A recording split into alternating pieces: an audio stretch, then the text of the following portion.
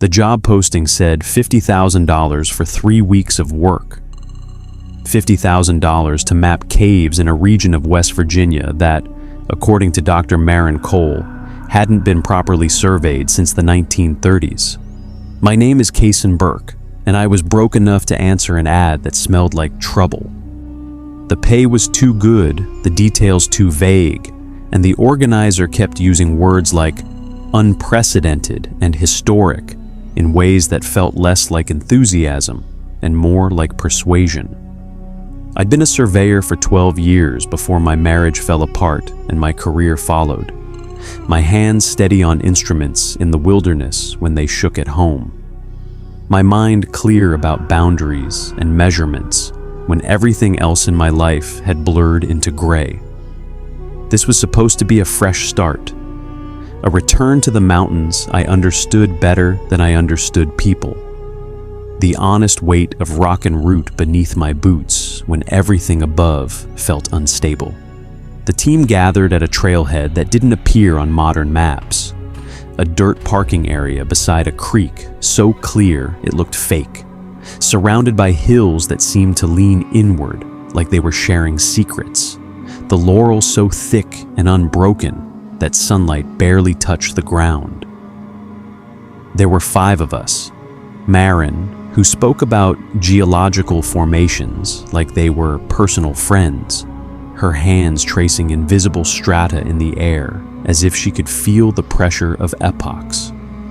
Dread, a military cartographer with eyes that moved too constantly, his fingers twitching toward equipment even when he wasn't measuring anything. Priya, a botanist who kept pausing to photograph plants she claimed were extinct, her voice trailing off mid-sentence when she found something that should have been impossible.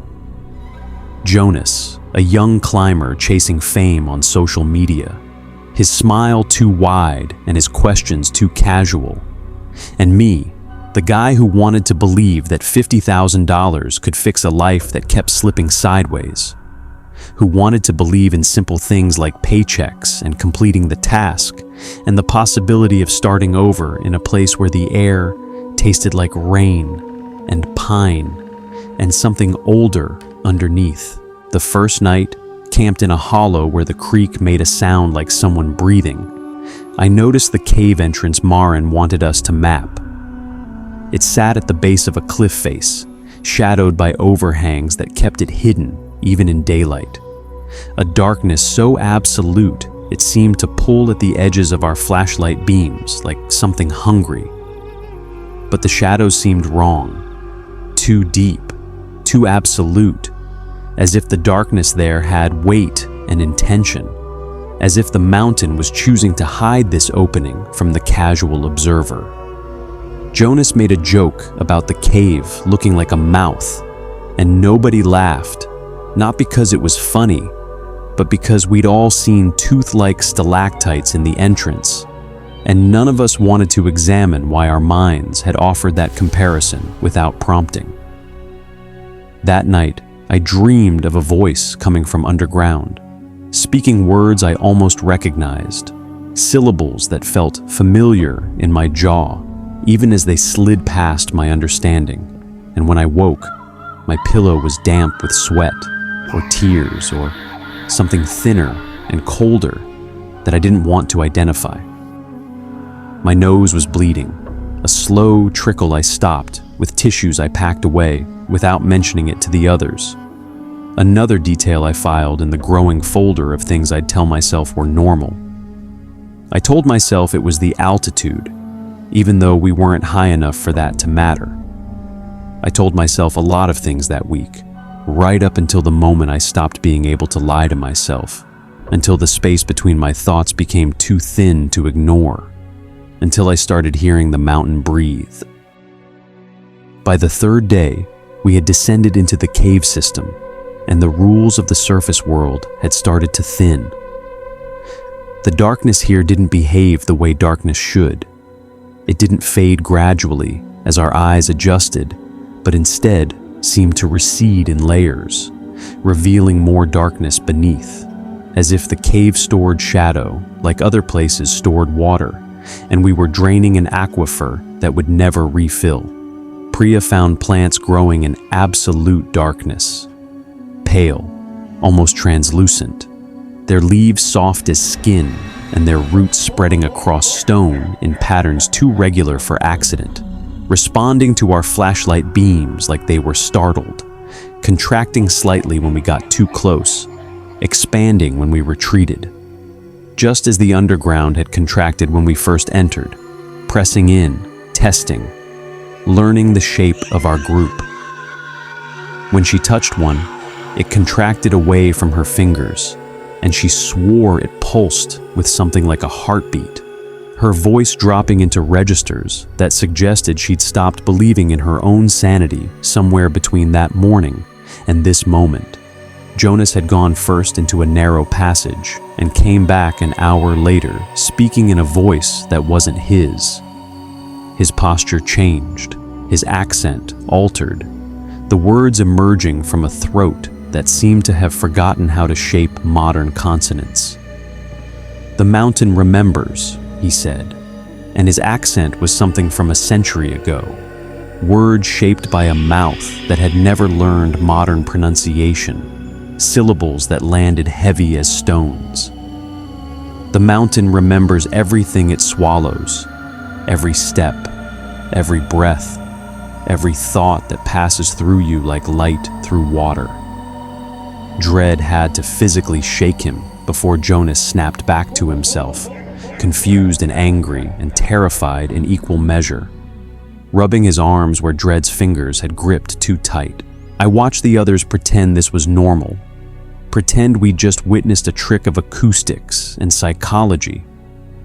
But I saw how their hands shook when they adjusted their equipment, how their voices rose half a pitch when they spoke, how they all started sleeping, facing the same direction, that night, toward the deeper passages, as if the compact had already begun.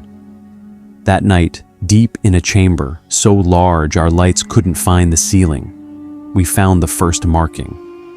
The walls here were different, smoother, worked by water over centuries, shaped by something that wasn't erosion, but intention. Cave paintings, but fresher than anything from the 1930s. The pigments still vivid beneath the mineral deposits that coated older images further back in the cave. They depicted figures walking into the mountain, their bodies' language we mostly recognized, and figures waiting in the dark with too many limbs. Appendages that seemed to multiply the longer we looked, that suggested a body horror our minds refused to fully process. Someone had carved the same symbol into the wall with obvious urgency, scratched deep, desperate, the lines still sharp after what could have been years or could have been centuries, a shape that hurt to look at directly without our eyes watering.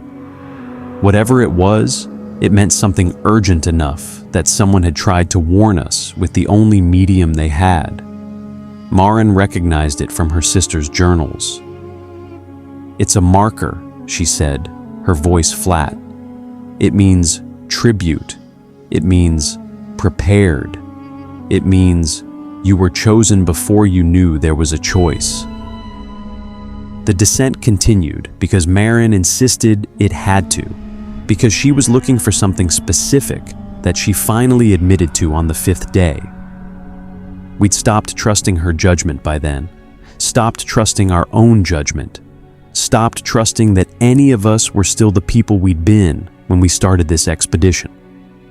Her sister had mapped these caves 15 years ago, following the same routes, descending into the same darkness, and her sister had found something in the deep passages that changed the trajectory of her entire life. She never came back up. That wasn't the same as dying, Maren clarified, her voice catching on words she'd practiced saying so many times they'd lost their emotional weight. People don't always die when they don't come back up. Sometimes they stay. Sometimes they choose. Sometimes they become something else entirely. "She sent me a letter," Maren said, pulling a waterlogged envelope from her pack, pages covered in handwriting that looked steadier than it should have been given the conditions. Paper found in a dead end, covered in writing about a settlement and a covenant and a patient lord. I need to find out what happened to her. The letter smelled like mineral water and age. The writing described things we didn't want to understand. Boundaries between what breathes and what doesn't. Agreements that outlast nations. Something vast and patient that accepts payment in forms that used to be human. The cave walls had started bleeding iron-laced water that pooled into a sluggish stream, the sound of its movement too rhythmic for coincidence. And when dread held a light close, we saw words forming where the red water pooled before evaporating into the stone. Tribute.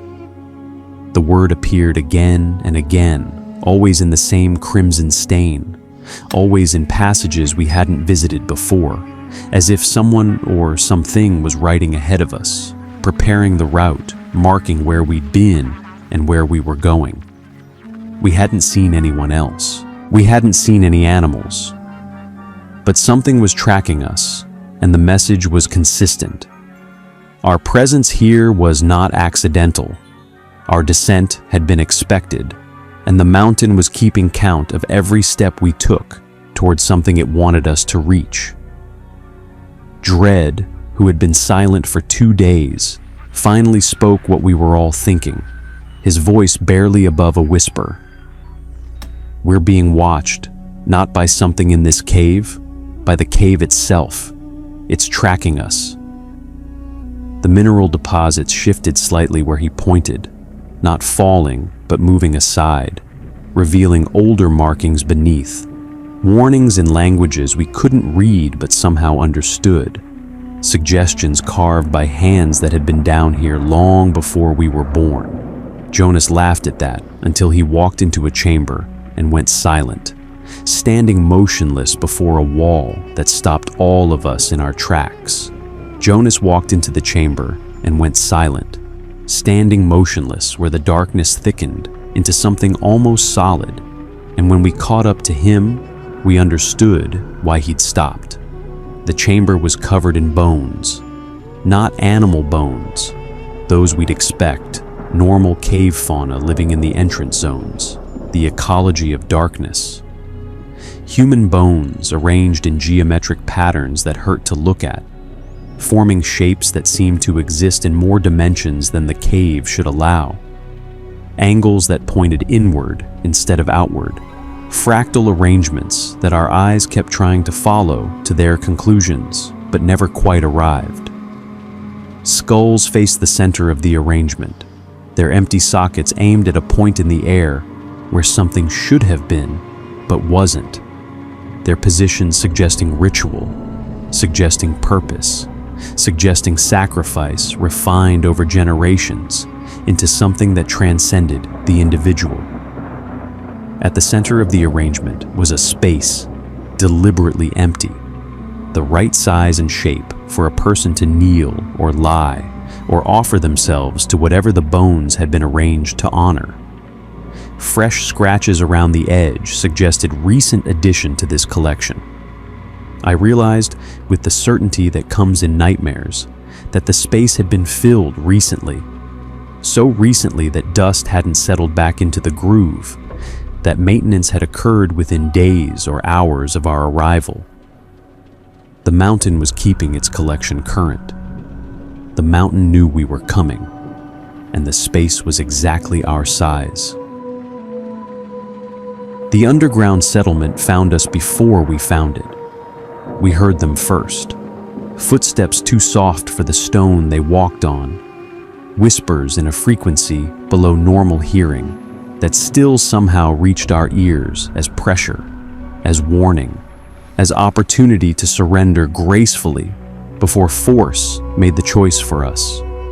Figures emerged from passages so narrow we hadn't noticed them, their bodies pale from generations without sunlight. Their eyes adapted to darkness that would have blinded us within hours, and their movements held a fluidity that suggested the cave system was as natural to them as breathing. They wore clothing that spanned centuries: leather and denim, wool and synthetic, styles mixed and matched in ways that made chronological sense, only if time down here flowed differently than it flowed above. And they carried no lights because they didn't need them, their Tong accommodation complete and absolute. The leader, a woman who called herself Vera, looked at us with an expression I couldn't read until I understood it was patience worn so long it had become indistinguishable from pity. She explained while her people surrounded us, not with weapons. Their hands were empty, but with presence, with inevitability, with the quiet certainty of those who had done this before and knew how it worked. The patient Lord lived in the deepest chambers, and the covenant demanded tribute. Not all the time, but often enough that the settlement had learned to select candidates and prepare them for the offering. Generations of careful observation, identifying those whose desperation made them available, their fear making them compliant, their isolation making them easy to shepherd toward an entrance they'd never expected to find. "Your friend Maren designed this expedition," Vera said, and the words hit Maren like physical force, her knees buckling, dread barely catching her before she hit stone. She passed the test 15 years ago. These same passages, these same caves, the same invitation she'd have recognized if she'd thought about it for one moment instead of 15 years of grief. Her sister stayed because she understood what the Lord demands and chose to serve rather than be consumed. As the old guardians aged out and needed replacement, as the boundary required maintenance no surface human could provide. You are here because she needs guardians, and you were desperate enough to apply. Jonas tried to run. He had good instincts, better than the rest of us, his body understanding what his mind hadn't processed yet. The passages collapsed behind him, stone grinding against stone with a sound like a jaw closing, debris filling the space he'd been running toward, until the narrow tunnel became a wall of rubble that separated him from us by 30 feet, an infinite distance. The sound echoed through the cave system for long seconds, that grinding final sound, followed by silence so complete I could hear my own heartbeat, could hear the blood moving through my skull. The rest of us stood frozen as Vera continued, her voice unhurried, her eyes holding something that might have been compassion, if compassion could coexist with the things she'd witnessed over however long she'd been down here. The Lord is awakening. Something has changed. The old balance cannot hold. Maren's sister believed you could help renegotiate terms that have been in place since the settlement's founding. The last renegotiation was decades ago, and the Lord grows impatient with arrangements that don't evolve. Do you want to live, and do you want to live as guardians of the boundary between what is human and what is beneath? I chose to stay, not because I was brave. I've never been brave. My marriage failed, partly because I couldn't face confrontation. I took this job because I couldn't face anything else, or because I understood the cosmic scale of what I was agreeing to, terms that would shape the rest of my existence, and possibly longer. I chose because the alternative was worse, because in that moment, surrounded by people who had surrendered their lives to maintain an impossible balance, who had traded sunlight for this existence in exchange for a purpose I was only beginning to grasp, I felt something I hadn't felt in years. Purpose. Not happiness. I don't think anyone down here is happy in any way a surface human would recognize. But clarity. The sensation of having finally arrived at the reason for everything that had led me here. Every failed relationship, an abandoned dream and moment of standing at the edge of something, I refused to jump because I couldn't see what waited below. Priya and Dread made the same choice. They didn't speak to each other, but I saw them reach the same conclusion in the same moment, their bodies relaxing into acceptance before their minds caught up, perhaps finally understanding why they had always been more comfortable underground than they ever were above.